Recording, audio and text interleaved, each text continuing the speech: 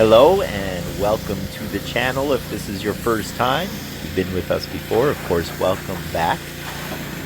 Today, and for the next 5 or 6 days, I am here near Lavina, Montana with my good friend, longtime friend, since we were like in our 20s or maybe 30.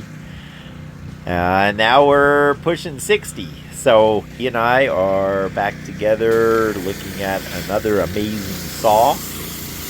This is his new version of the saw that I was running him back about 5 or 6 years ago. But at that time we had a 90-inch blade. This is running a 38-inch blade.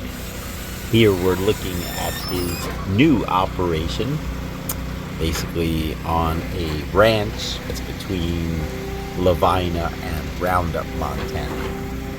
In the video, then, we will be looking at many of the tasks that we do over the time that I'm here, as well as some looks at the saw, some of our amazing stone varieties and patterns and things that we find just in the natural material as it's quarried locally in the area.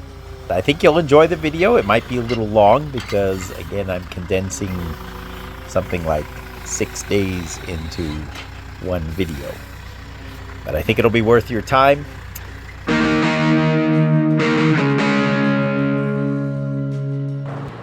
We might say that this part of central Montana is the poster child for the phrase wide open country.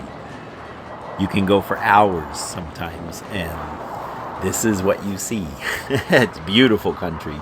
But what wide, flat areas like this tell us is there has not been much geological upheaval or fracturing of the material. And that's probably part of why this area is one of the main quarrying regions for this type of sandstone. The sandstone was laid down about 350 million years ago, and other than gentle uplift of the whole area, it has not been deformed by major mountain building events, for example, that cause wrinkling and folding and fracturing of the rock. And so this sandstone, it's very hard, very attractive, and it has one unique quality that sets it apart, and that is that it tends to fracture into rectangles, large and small, all different sizes, but they literally come out of the ground as beautiful rectangular billets, I guess we can call them, in a similar way that columnar basalt fractures into these unique columns that are relatively symmetrical, with the exception that these, of course, are formed horizontally as opposed to vertically in the case of the basalt. And these are rectangular, which makes them ideal for things like stair treads, paving stone, wall stone. It lends itself to a multitude of uses. And so the quarrying and sale of these materials is a major industry in this area. But all of these quarrymen had one thing in common, and that is that they would quarry a large amount of billets or blocks of stone that were simply too big to use for anything, and they would just be piled up into mountains at the quarry sites. And of course, Marcus was a quarryman and had this same problem, and he had the ingenious idea of bringing in that giant saw that we were running in Lavina. And the arrival of that saw really revolutionized the industry in the area. And I am honored to have been given the chance to be part of that process. Well, guys, it's the end of my first day on this little adventure. A little background information for you. Of course, I lived and worked near here in a little town called Lavina, Montana, a population at that time of 180 people. That was 2017 through 2019. 20 months I was there. You may have seen the video where I was introducing our saw. This machine enabled us to cut material up to 47.5 inches thick. And that's a considerable chunk of material. Here you can see I'm sitting on the blade before it was installed. It was a 90-inch blade on that one. The saw we're looking at today that I'm showing you guys, or in this video over the next few days, he's running a 38-inch blade, Marcus is. And he's looking at changing it back up a bit because 38's way too small. He's having to flip the pieces over and so forth. Anyway, this is a trip down memory lane for me. This is the first night. Here I am. Beautiful camper here that Marcus has on the property where the saw is. And we got done working at about 5. A little after 5 because it's dark by then. No, I'm sorry, 4:30, 5:30 is when we got done, and it was dark, as you saw in the beginning of this video. We only got an hour in because we started the day on another job on a patio that we're finishing up for one of Marcus's customers. So here we are. I have probably another couple hours before I'm ready to go to bed. This is good for the soul that I don't have any signal. I can't call anybody. I can't text. I can make this video, but I can't edit it or put it on YouTube. I can't watch any YouTube. So this is awesome. I'm going to get to pray, have some time alone with the soul. In Lavina, it was amazing because there was a 3-month period I lived in a little house that didn't have any water, no cell service, no Wi-Fi. That was 3 months. I'm only going to be here for 5 days this time. So this is much more fathomable for me. And it's a positive thing. But that 3 months time, I was starting to talk to my plants. And wait till it hits 30 below zero for weeks on end. Then you really start to talk to your plants. Anyway, I'm just reminiscing here. This is my first night. I'm going to be here. It's Monday night right now. I'm going to be here probably through Saturday. Saturday night, I should be going to visit my mom and my sister and my sister's family who live in Laurel, Montana, which is not far from here. It's an hour or so away, maybe by car. So I'm looking forward to that. And tomorrow we're probably going to be sawing all day, so I hope to get some good clips in for you guys.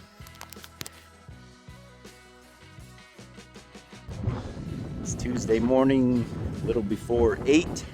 We're getting ready to fire things up here. We'll be working on the saw probably all day.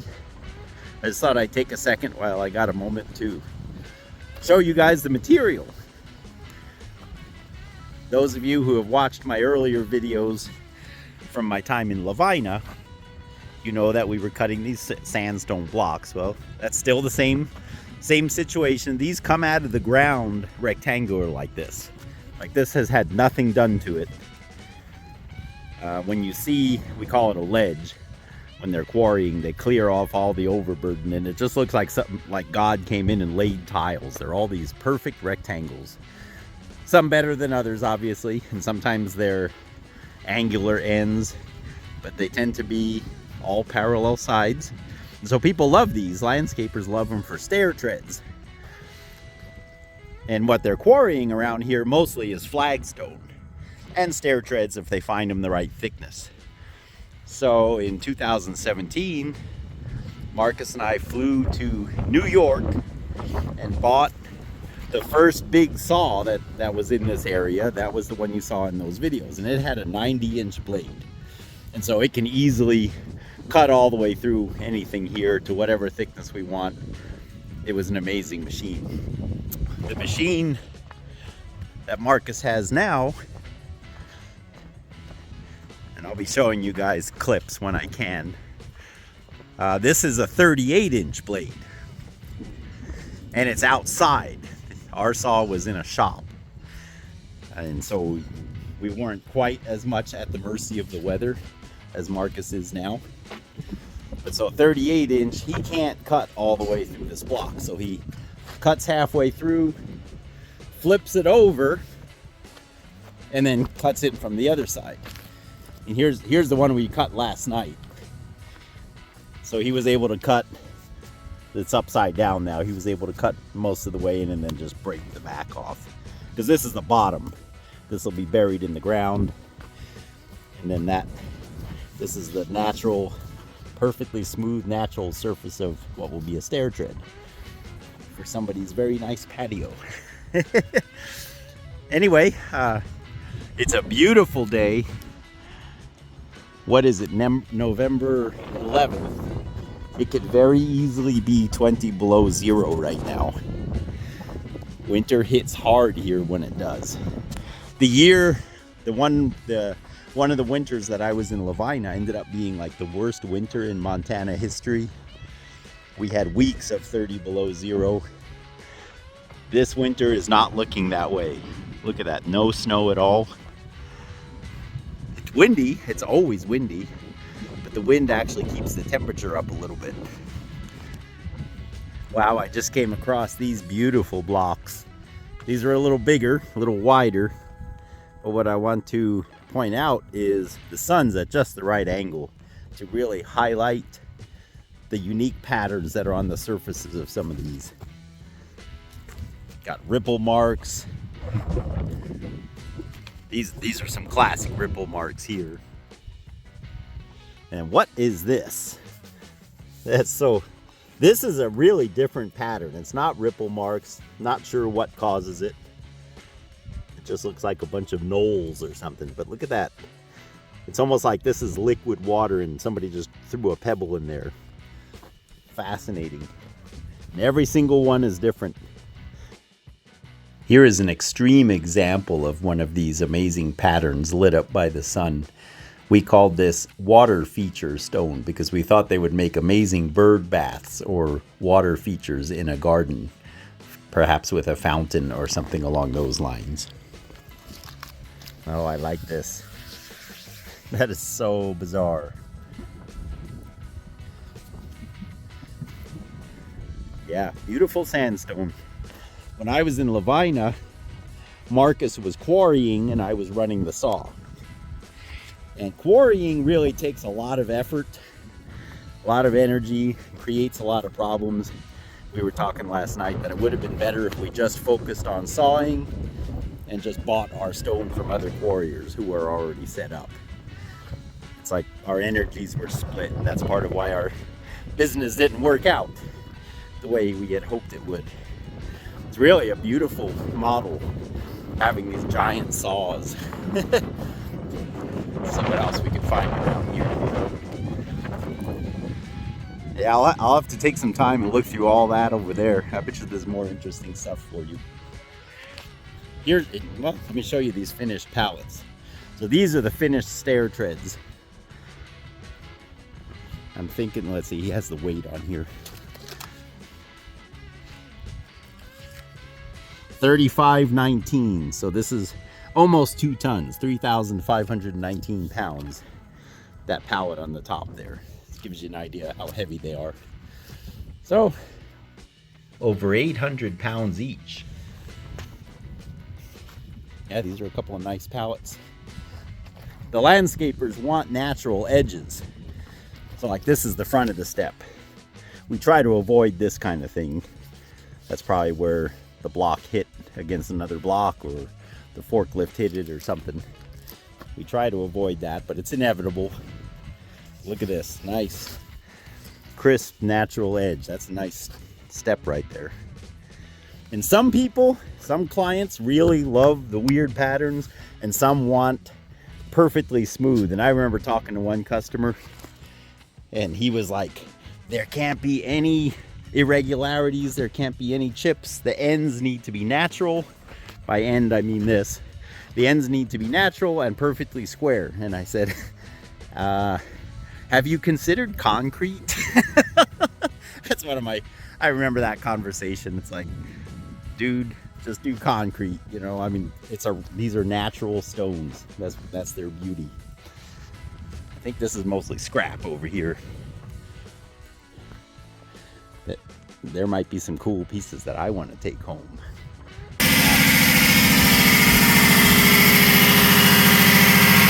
This is a fully automated saw, and it operates basically just going back and forth and lowering little by little with each pass. And you can program it so that you can go off and do other things while the saw finishes the cut. But being that these are natural blocks, it's highly recommended to always be keeping an eye on it, because the block could wobble or the water could run dry, and any number of issues that could cause major catastrophes. So you never want to just walk away. And here we are splitting a block along a natural fracture, exposing a very interesting pattern that happens to be inside. Pull these out yet? I'm just pulling this one so I can double it. I got the pin, but not the feathers. We'll get them. Ooh, there we go.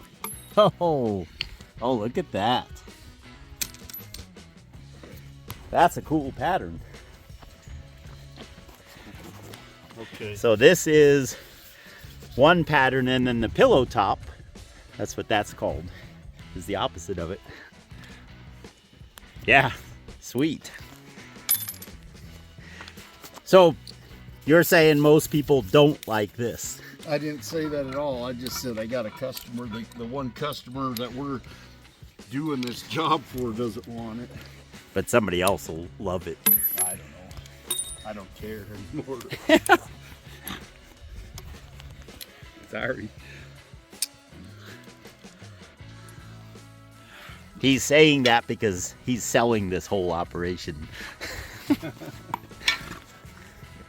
Well, we've made it till Tuesday night. Thank you for sticking with me this far. We still have 3 more days or so of this little adventure. And today was pretty much a full-on work day in the stone world. We're running the saw, shoveling mud, power washing, shoveling more mud, power washing the saw again.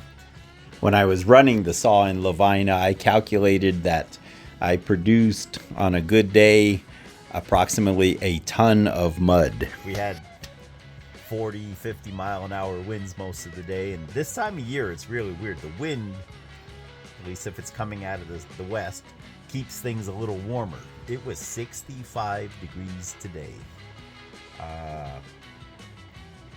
Amazing. So no complaint about the weather, although the wind buffeting you all day and spraying mud on you is obnoxious and tiresome. But I've been a translator for almost 5 years now. Got out of the stone business. I was in Lavina six years ago, 2017 to 2019. And anyway, since then I've been translating. Yep, just typing. I'm not used to this anymore. Jeez, I feel so beat up. So this is good for me. I tried to record what I could. I got to be careful. I don't want to reveal too much proprietary information of how we move stuff around and how we flip the stones over and, you know, all that. But I think I got every day I'm getting some content of interest for you guys and making a record of my time here. Very, very enjoyable. However, probably the highlight of today, I'd have to say, so after work, we decided, Marcus and I, to go to Billings. He has a gym membership, and I wanted to take a shower. Anyway, so we went to Billings, had dinner, went to the gym, did all that.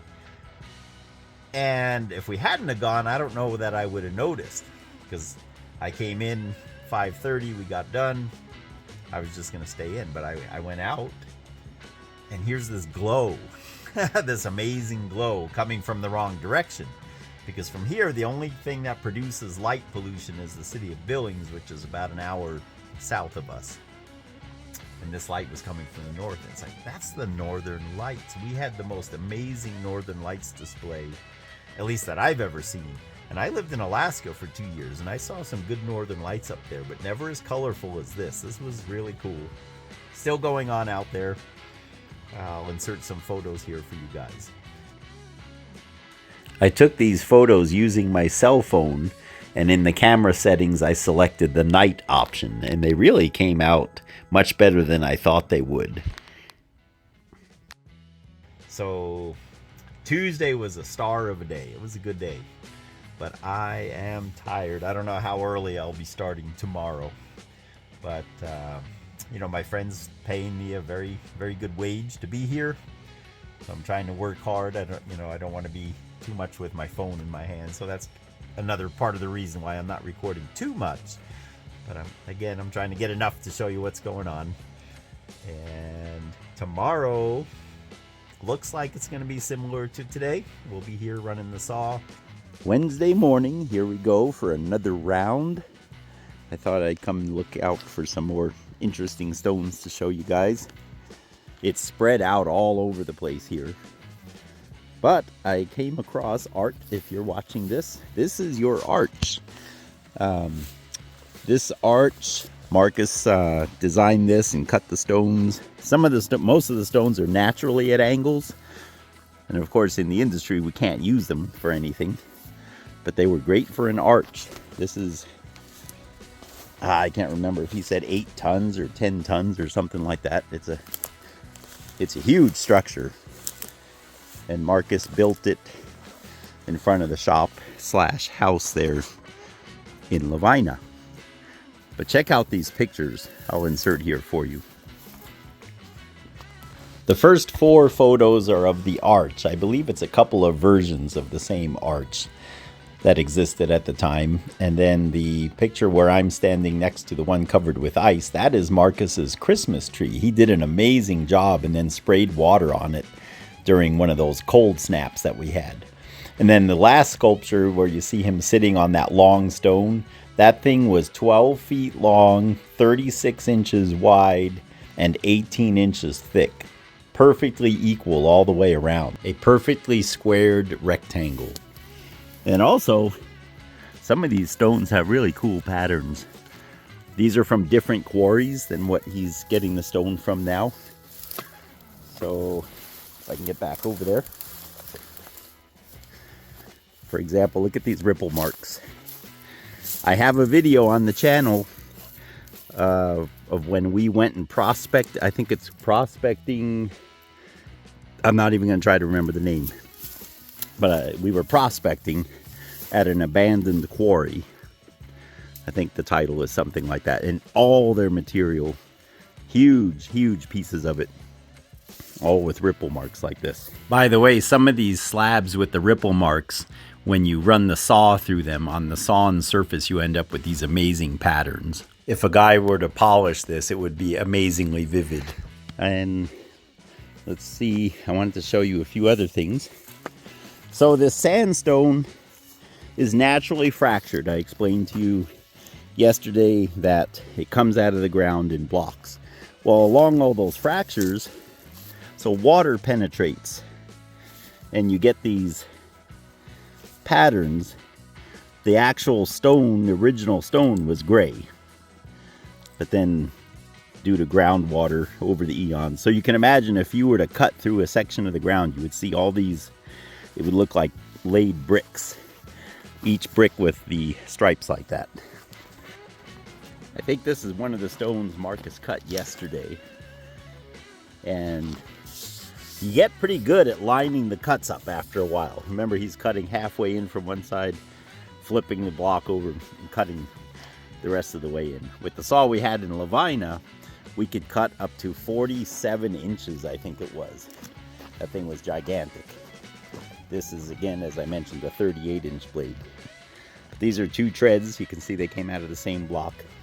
And again, you see that water, I guess we can call it a watermark, where groundwater penetrated along the fractures. So this is naturally shaped. There's no cutting of the edges. That's how they come out of the ground. See, here's an example. So here's a fracture that goes in, and the groundwater, of course, made it in there. So the banding is on both sides. Hope that makes sense to you guys. Looks like we got some fossil worms going on here. Spaghetti rock, we used to call this. So my big project for today, we call these man stackers or retaining wall stone. If you can imagine walls that hold up a slope that are made of natural stone. And this is all material that's useless for anything else, but it's great for that because again, they're natural. Most of them are natural rectangles. Nothing has been done to this. That's how they come out of the ground. Kind of like columnar basalt, except rectangular, if you can imagine. And they can vary in size, so anything that big, pretty much on down. And I will be building pallets here.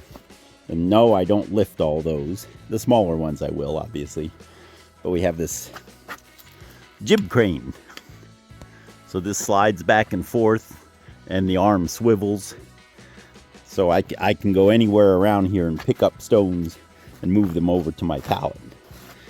And yeah, beautiful material.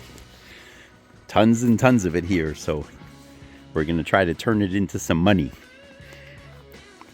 You can see these billets are just amazing. I compared them to columnar basalt. They come out perfectly rectangular, sometimes with a slight angle. But by and by, that's what they are. The real big ones, like those, are what we use for stair treads and things of that nature. And then the smaller ones we sell as wall stone for retaining walls. There's a big pile. I want to show you some cool patterns though on some of this stuff. Who knows what went on the bottom of the ocean, you know. We can only guess. We're familiar with ripple marks. And maybe even, this is kind of an example of what we would call spaghetti rock. Little animal critter burrows there on the layers. To clean these off, this brings out so much color. I don't want to get too much water laying around here. I just wet my phone. I wanted to show you guys kind of how we're doing this. The smaller ones I can lift up, but say like this one here is almost 4 feet long. So I've already put the cables around it, and you just hit up. These really ring like a bell when they clang together too. Oh, this reminds me, look at that pattern over there. That's what we call the pillow top. I think I showed you that earlier. Sun's hitting everything at a good angle now, so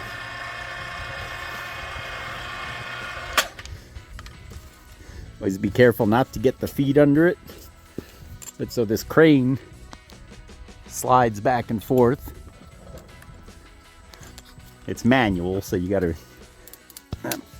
I'm having a hard time doing it with one hand. All right, anyway, you get the idea. So then I'll just lay this down.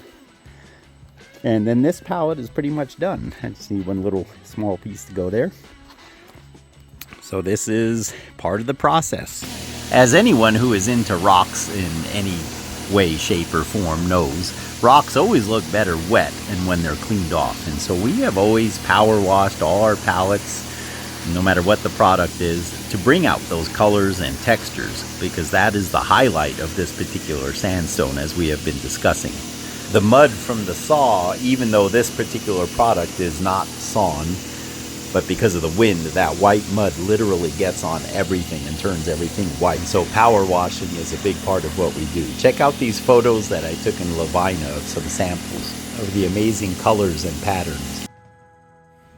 All of these photos were taken dry, as I just remember that afternoon I walked out around looking at the pallets and just taking random pictures. The last two photos that show the square samples, those were taken wet. And all of these patterns arise from groundwater. Remember that these are natural surfaces that are showing, and so there have been millions or at least thousands upon thousands of years of groundwater flowing in between with all kinds of minerals, and some of them also contain some fossils, such as the spaghetti rock that you saw there. So it's really fascinating material, and that's one of its main attributes. I think the saw is able to cut anything up to 12 feet long, if I remember correctly. But most customers don't want things that long, and so oftentimes we do what we call pinning, which is what you see me doing here, which consists of drilling holes and then pounding in these pins and feathers. The feathers are the two that you see on the outside, and then we pound the pin down into the middle, which is shaped like a wedge. And gradually this builds up enough pressure to split the stone. And amazingly massive stones can be split this way. You would be surprised. This is a very tiny stone, really. Well, that brings Wednesday to a blessed and beautiful end. It was an awesome day. I'm so thankful that I get to be up here, have this experience, spend some time with a very long-time friend of mine, get a lot of work done, beat myself up a little bit. As I was telling you last night, today was kind of another long day. But today I'm not feeling it as much, so maybe I'm getting broke in. And it was nice seeing the arch stones. That arch, I have great memories of that in Lavina. I asked Marcus and he said it's okay, so I'm going to insert photos of that that I have from my time there. Here, of course, we just saw it on pallets.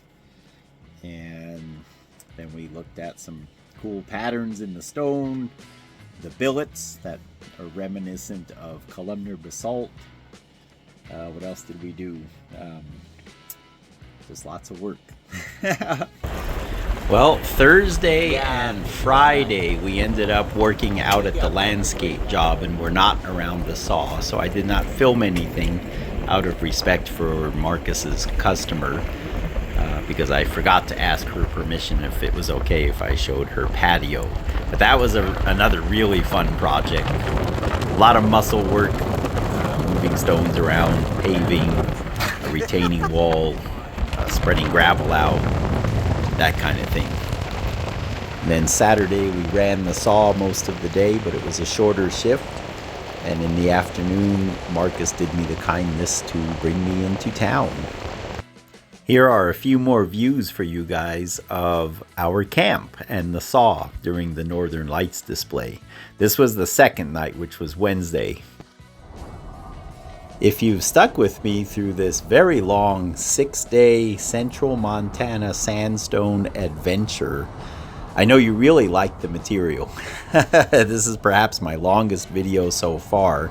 So please like, share, subscribe, and I really look forward to your comments. I always enjoy them. God bless you guys, and we will see you on the next one.